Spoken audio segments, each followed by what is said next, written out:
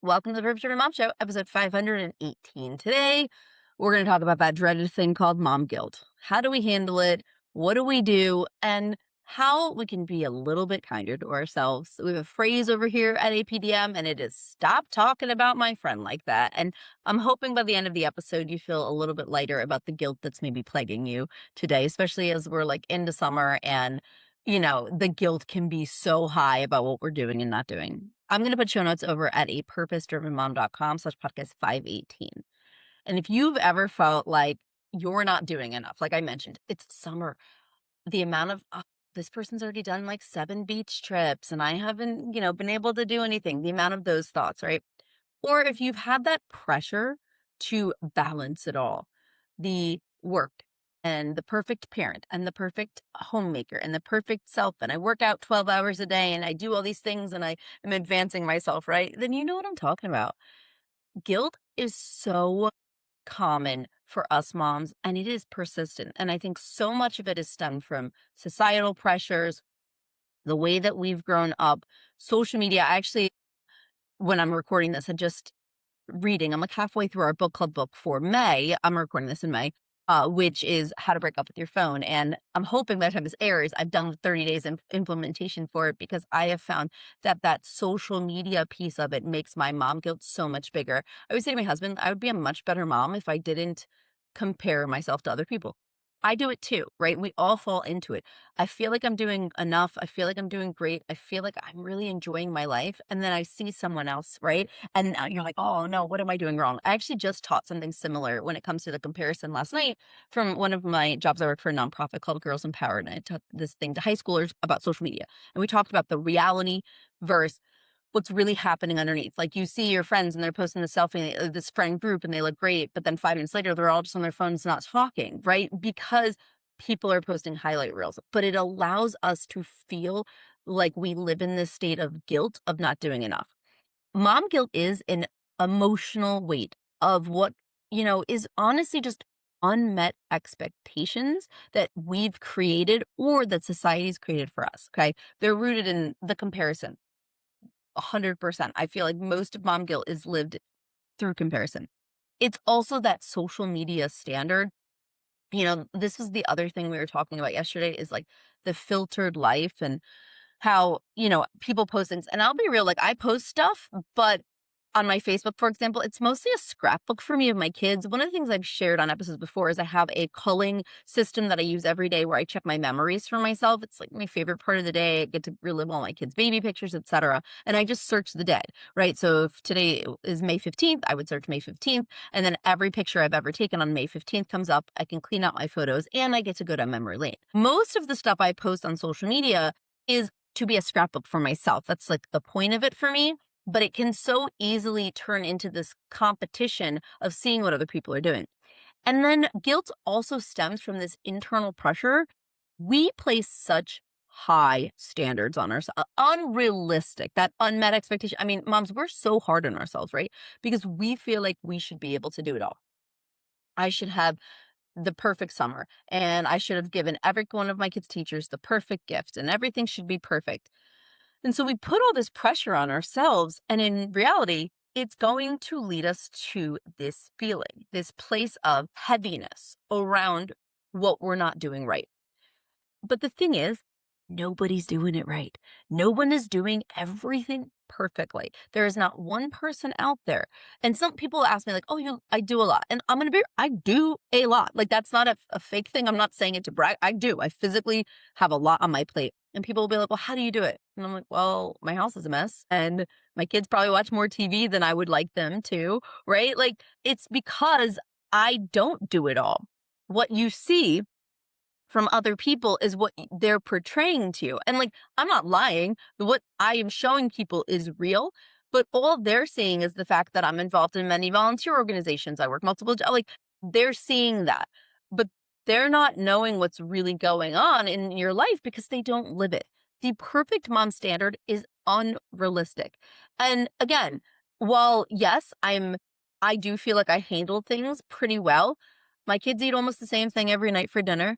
My son refuses to eat anything actually right now besides frozen meatballs, and at least he's getting some protein. Like, I'm not doing it all.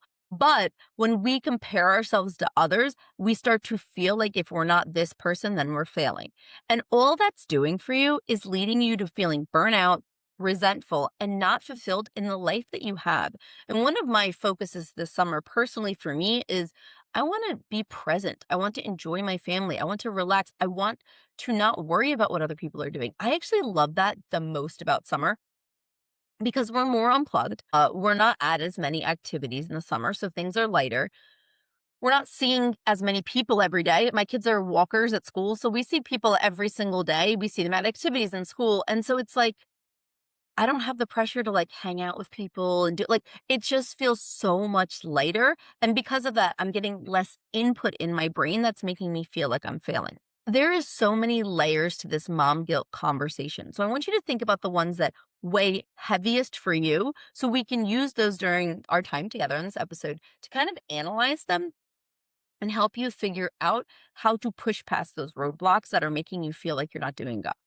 There's the whole working versus stay-at-home mom debate, right? You can feel guilty either way. I feel guilty if I'm at work and I'm not spending as much time with my kids. I feel guilty if I'm not working and providing for my family.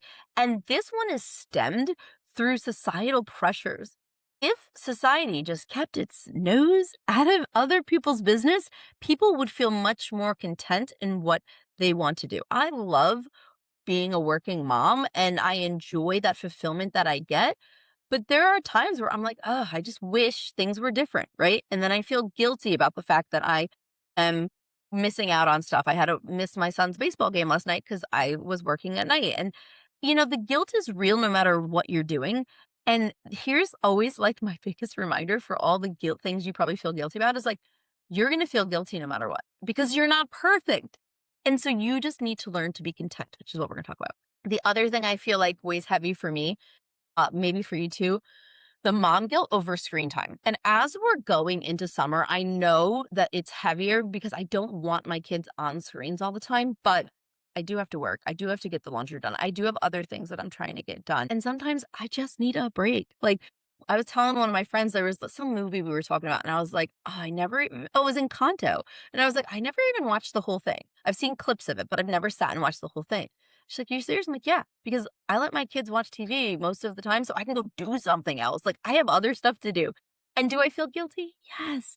But it's unfair to myself to feel guilty all the time about something like that.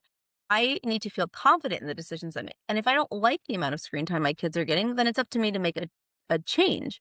But I don't need to beat myself up because my kids have more screen time this weekend because I'm sick or I'm tired or I just need a break myself.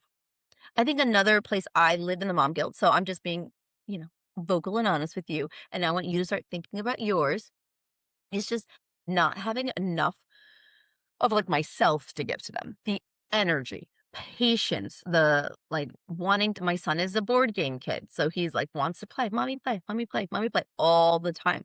And I'll sit and play with the game with him. And then he'll be like, nobody plays with me. And I'm like, what are you talking about? Right. I'm tired. And I feel guilty sometimes because I am. I feel guilty that I want to zone out on my phone, or I don't feel like playing another game of Uno or Monopoly, or I just if I snap at them because I'm not as patient as I could be. And those are all real things. So I think what's important is first identifying your triggers specifically for mom guilt. Just like paying attention this week of what is making you feel guilty, what is making you feel like you're not doing enough, what is giving you those resentful feelings and that pressure that you're putting on yourself. Pay attention and then start to reframe the thought. Make it a place where you're looking at your mom guilt as not failure, but awareness. Because guilt itself, the feeling of guilt, it's not always a bad thing. And I know you're like, wait, you just told me not to feel guilty. All of your feelings and emotions are valid and none of them are bad. They just are triggers and they identify things for you. So you could say, I'm feeling guilty about this. I always say be a detective, right? Instead of, oh, I shouldn't feel guilty. It's a should. That's again an unmet expectation because it's impossible to not feel something. It's impossible to not feel guilty at some point. So if you tell yourself, I'm going to stop feeling guilty about this, the second you do feel guilty, you're going to feel like you're failing. Let it be a signal. It is a signal for what matters to you. I mentioned the screen time. If you're feeling guilt around the amount of screen time your kids are having, that's just like a boo boo, right? Like it's a little radar for you to say, why? Why am I feeling this way? And is there something I'd like to change? I want you to use your guilt as information, not an identity. I'm a bad mom because, right? Instead of I'm failing in these areas, I feel guilty my kids aren't getting enough vegetables or enough protein, right? All you're going to do is reframe that thought into this is important to me. It's important to me that my kids move more outside. It's important to me that my kids eat a little bit healthier. It's important. All these things are important to me, right? So I want you to think about that. I want you to think about how, when you do feel guilty and you can journal through, it's really just a little bit of an alarm binging to say, huh, I have a feeling here about something else. What is this signal? And get present with yourself. And once you do, it's important to then kind of let go and release some of those unrealistic expectations. Take the signal, right? Take it as what it is and be like, all right, cool, I identify this. Now I can make a plan around it or whatever. But also recognize when some of that signal is not realistic. I want you to identify the standards and the pressure you're putting on yourself that are absolutely impossible to meet, right? It is impossible to do it all. Okay. And when you've figured out the ones that you're like, this is not something for me right now, I can't do that. I see all these people sending their kids. This is a guilt I've been feeling this year. Normally, our kids go to 5 weeks of camp. We're doing 3 this year.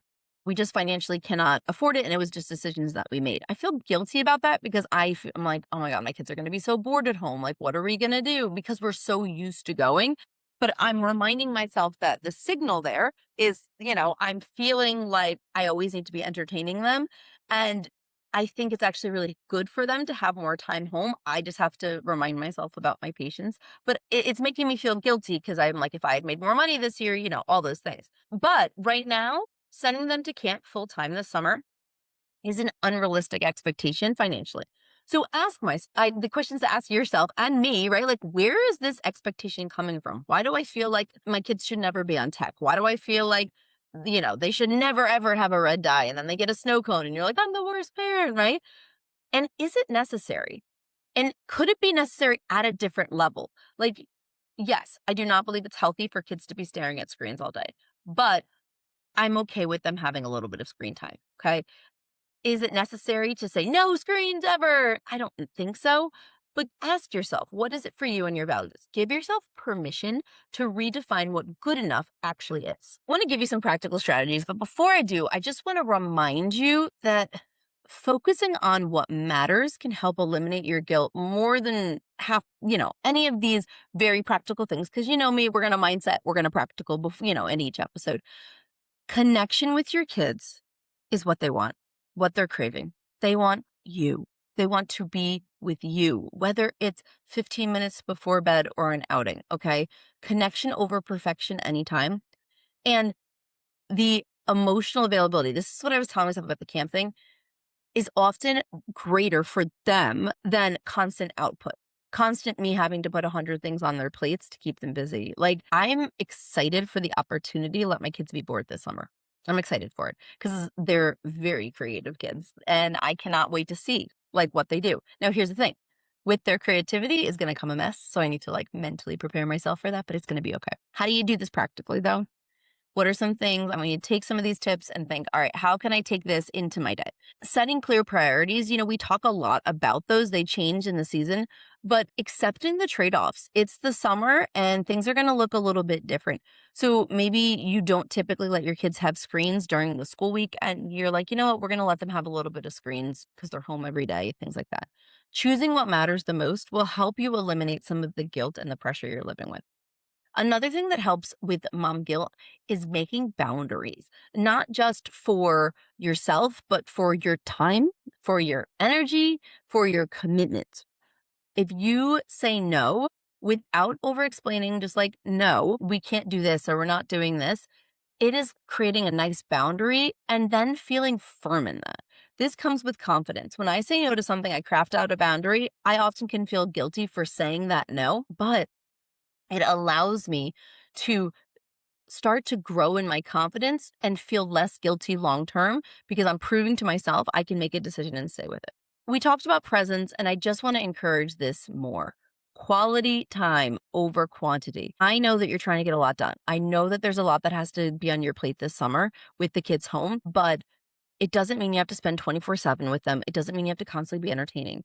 I could sit, put my phone away, have a real quality half hour with my kid playing some games, and then I got to go back to work. And that's okay. Small moments matter and should hopefully help with some of the guilt of like, oh, I'm working all day, so I don't have anything for them.